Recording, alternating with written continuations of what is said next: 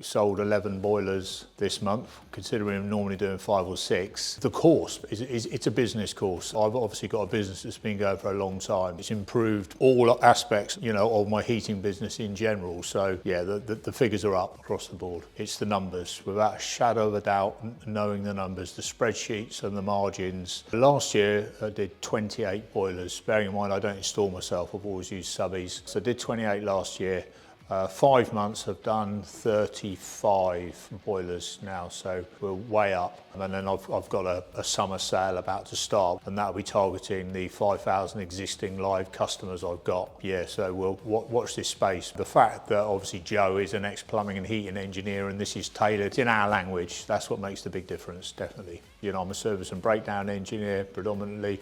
My back has been playing up for a couple of years. I'll be honest with you, I wish, in some ways, I wish I was 25, 30 years old. I noticed that some of the guys with a blank canvas, they just come in, follow the plan, and, it works. And as I say, if my back was to go, as I said to my missus, I would just literally step over to there, and I'm confident within 8 weeks, I will be back earning the same money again doing this. Yeah.